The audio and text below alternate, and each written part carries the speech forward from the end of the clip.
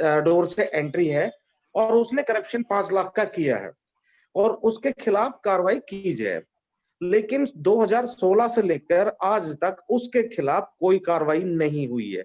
ये करीबन 10 दिन पहले आरटीआई से मुझे जानकारी मिली। अब मैंने वहां पे जाके पता कर रहा हूं तो वो करे जी हम क्या करें। एडीसी ऑफिस में जा रहा हूं तो बोले जी हम तो कुछ कर ही नहीं सकते। तो अब उस क्योंकि ये पेपर 2016 का और मुझे 10 दिन पहले मिला है, तो अब उसमें क्या करें? तो इसमें कोर्ट की मदद ले सकते हैं, लोकायुक्त में या फिर अपने नॉर्मल कोर्ट में। आप जो स्पेशल कोर्ट है पीसी एक्ट के, वहां जाके मदद ले सकते हैं। आप कंप्लेंट फाइल कर दें, आरटीआई से उसके दस्तावेज निकालें और कंप्लेंट फाइल कर दें कि इसमें संस्था ने भी माना कि अपराध हुआ है, उसके बावजूद आगे नहीं बढ़ रही। आप हाई कोर्ट भी इस विषय में जा सकते हैं, आप हाई कोर्ट भी जा सकते हैं और एक जनहित याचिका दायर कर सकते हैं कि साहब लोकायुक्त ने अपनी जांच में इन्हें दोषी पाया था और इनके खिलाफ कार्रवाई करने के लिए विभाग को निर्देशित किए थे। इसके बाद भी विभाग ने अभी तक कोई कार्रवाई नहीं की है, तो विभाग को निर्देशित किया जाए कि एक समय अवधि में इनके खिलाफ प्रॉपर इंक्वायरी करके कार्रवाई करे। अभी एक अच्छा उदाहरण हम आपको बताते हैं, ईओडब्ल्यू का है। इसमें 2005 में पन्नी समिति में घोटाला हुआ था। पन्नी समिति गंगेय समिति है, सोसाइटी कोऑपरेटिव सोसाइटी थी, तो उसमें घोटाला हुआ। 2005 में मामला रजिस्टर्ड हो गया। अब 2005 से लेके 2020 तक उसमें चालान पेश नहीं किया ईओडब्ल्यू ने। तो जो शिकायत करता था वो चला गया हाई कोर्ट। हाई कोर्ट ने उसमें डायरेक्शन दिया है कि क्यों चालान पेश नहीं हुआ 15 साल तक, आप जो जिम्मेदार इन्वेस्टिगेशन ऑफिसर है उनके खिलाफ कार्यवाही करके हमको 3 माह में बताइए। और उसमें मामले ने इतनी गति पकड़ ली है कि अब उसका चालान कल पेश होने वाला। आप जा सकते हैं हाई कोर्ट, वहां से एक ऑर्डर करा सकते हैं कि भाई पाने के बाद भी आप कोर्ट के सामने तक क्यों नहीं जा रहे हैं। ये रीवा का भी मैं तो पहले मिली मुझे। और एक तो सर गुड़गांव में सचिन जी, गुड़गांव का एक और मैं छोटा जैसे देखो एक करके प्रश्न पूछिए। हाँ महेंद्र जी, हाँ बताइए, आप पूरा कर लीजिए। गुड़गांव में क्या हुआ जो पीसी जो कोर्ट बनाई हुई थी वो इसी साल मैदानता के खिलाफ एफआईआर दर्ज होती है और वो कोर्ट खत्म कर दी जाती है। नहीं, स्पेशल कोर्ट तो खत्म नहीं होगी, वो जिम्मेदारी है कि कुछ वो मैं ऑर्डर जी हाँ को वैकेंट हो कुछ समय के लिए, जज साहब का ट्रांसफर हो जाएगा, कोर्ट वैकेंट हो सकती है, खत्म नहीं होगी, खत्म नहीं कर सकते। ऑर्डर भेजता हूँ शिवानंद जी। शिवानंद जी हाँ जी, हाँ जी, ऐसा है जैसा ये हमारे इन्होंने बताया हमें, ये कह रहे हैं कि 5 साल से कंप्लेंट पेंडिंग पड़ी है, उसके बाद पुनः हाई कोर्ट में जाके पुनः शिकायत करें। ये जो कोर्ट्स हैं और ये जो कमीशन है ये सिर्फ डायरेक्शन देते हैं और जो एडमिनिस्ट्रेटिव डिपार्टमेंट है उन डायरेक्शन का पालन नहीं करते हैं।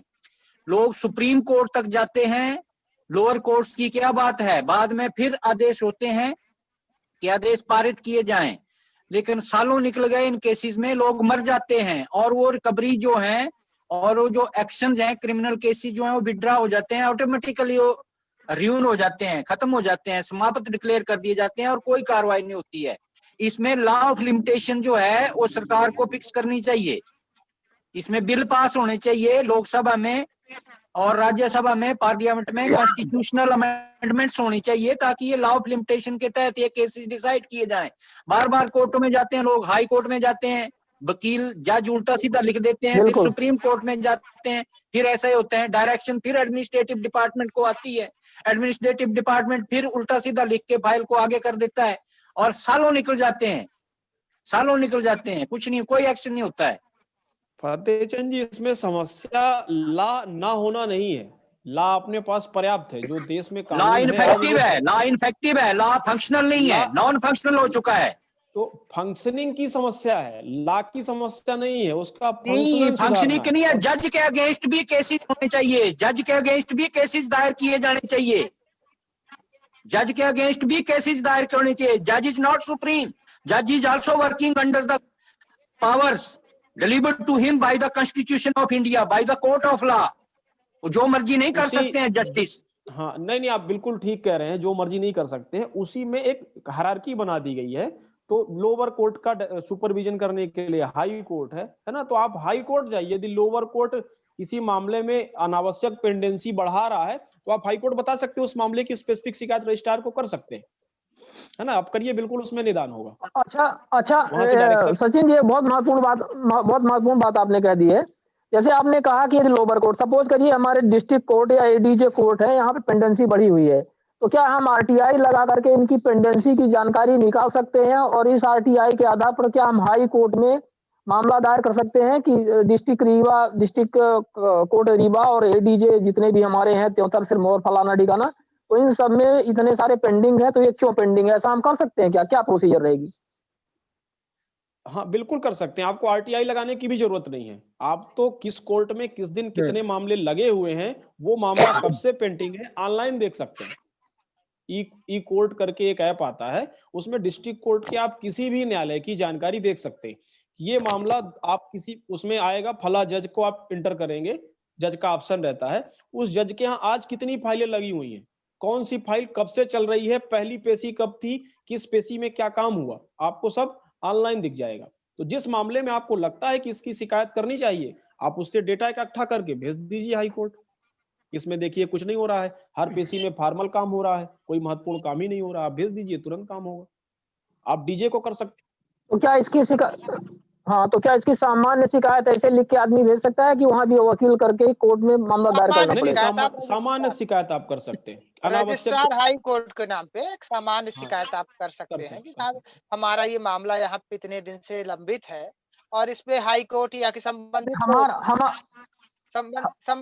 हमारा व्यक्तिगत नहीं, अपन जनरल बात करते हैं कि जनरल मान लीजिए 100 मामले, 1000 मामले पेंडिंग है। नहीं, इस देखिए क्या है कि अब आप, हाँ दुबे जी बताएंगे। जनरल शिकायत आप करेंगे तो जनरल डायरेक्शन तो हाई कोर्ट के जारी होते रहते हैं कि 5 साल पुराना मामला उसको प्रायोरिटी पे सुने, है ना। आप किसी स्पेसिफिक मामले में देख रहे हैं कि इसमें जानबूझ के गड़बड़ी की जा रही है, तो उस मामले के डिटेल लिख के आपको कि इस पेशी पे देखिए इसी काम के लिए लगा हुआ था, बिना फार्मल एडजमेंट हो गया, फिर लगातार 2 साल से फार्मल एडजमेंट चल रहा है, तो आप उसका स्पेसिफिक डिटेल लिखिए, आपको ऑनलाइन मिल जाएगा और भेज दीजिए। उस मामले के लिए स्पेशल डायरेक्शन हो जाएगी। स्पेशल डायरेक्शन पर्टिकुलर जज के लिए होंगे, पर्टिकुलर मामले के लिए होंगे, तो वो ज्यादा प्रभावी रहेगा। एक मामला चूंकि लोकायुक्त का यहाँ पे प्रकरण चल रहा है, तो एक मामले की अपन चर्चा करेंगे। विजय कुमार पांडे जो डीआर हैं सहकारिता के, इनके विरुद्ध कुछ रिश्वत लेते हुए मामला प्रकाश में आया था, लगभग 8-10 साल कितना हो गया है, लेकिन इनके मामले में क्या हुआ, इसकी कोई जानकारी है क्या आपको? क्योंकि ये भी रीवा का ही मामला है और इस समय रिटायर होने वाले हैं 2-3 साल में, ये 2-3 महीने विभागीय में। हाँ, बातें हैं, ये विभागीय बातें, इस तरह की चीजें हमने आतिथ को बुलाया, उनके ऑफिशियल वर्क पे मत पूछिए, ये विभागीय बात है। नहीं, ठीक है, मतलब एक जैसे ये भी एक मामला उदाहरण के लिए अपन बता रहे थे कि किस तरह से मामले पेंडिंग रहते हैं और कैसे कर सकते हैं।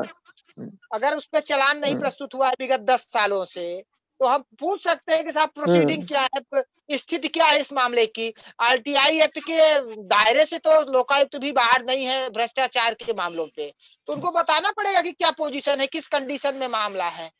और बाकी फिर हम, आप अगर कहेंगे तो हम इस विषय में चर्चा करके पता करवा देंगे कि मामला पेंडिंग है, लगा है, नहीं लगा है। हाँ, वो तो अपन भी आरटीआई लगा के जानकारी इसमें निकालेंगे, जो भी है, मतलब एक जनरल हमें लगा कि शायद ये भी एक, चूंकि पेंडेंसी की जो बात आती है और एक प्रोलॉन्गेशन की, कोई काम इतना लंबे समय तक खींच रहा है, उसके विषय में अपना ये कहना था।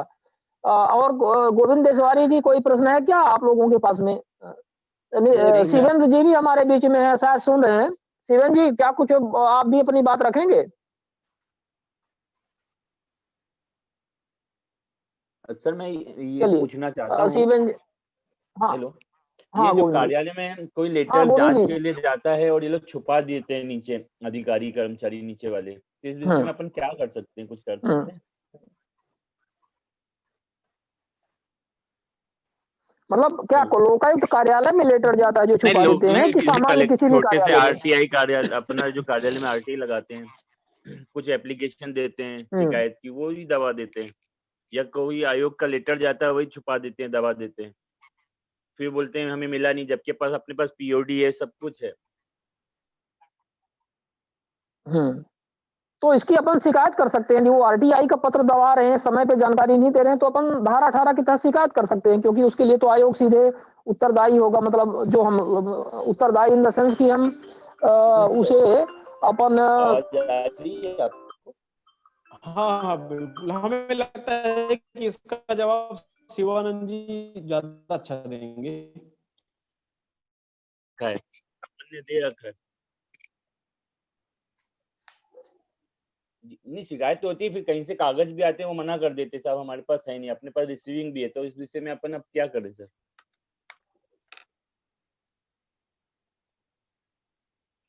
द्विवेदी जी, इनका ये कहना था। सचिन जी, आपसे भी आपका के लिए ही सवाल है कि मान लीजिए किसी कार्यालय में कोई जांच हुई या कि हमने कोई शिकायत दी किसी कार्यालय में, हमको रिसीविंग दे दी गई शिकायत की, और इसके उपरांत संबंधित अधिकारी कह रहा है कि साहब हमारे पास रिसीविंग है ही नहीं है, या कि उन्होंने जानबूझ के गायब कर दिया उस रिसीविंग को, या कि उस शिकायत को जानबूझ के गायब कर दिया, तो इसके लिए हम क्या कानूनी का हमारे पास अधिकार है? हम किस तरह से उस पर शिकायत कर सकते हैं? कहाँ शिकायत?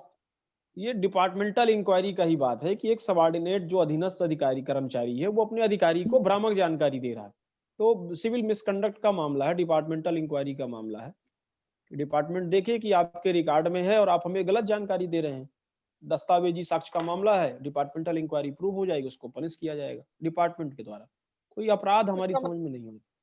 इसका मतलब ये है कि हम इसके लिए अपने वरिष्ठ अधिकारियों के पास जाएं और उनसे शिकायत हाँ, आप बताएं कि ये हमारे पास रिसीविंग है और ये आपसे बता रहा है कि इसके पास नहीं है। जी सर। ठीक है द्विवेदी जी, शिवानंद जी, अब इस मीटिंग को कंक्लूड किया जाए, उनको अपने ऑफिस जाना होगा। जी आज वर्किंग डे है। लेकिन सर ने बहुत अच्छी जानकारी दी, सचिन सर ने। हम चाहेंगे इनका सर कंटिन्यू एक बार संडे भी रखा जाए, कर सकते हैं। आप म्यूट है शिवानंद जी, आप म्यूट हैं, अनम्यूट करिए।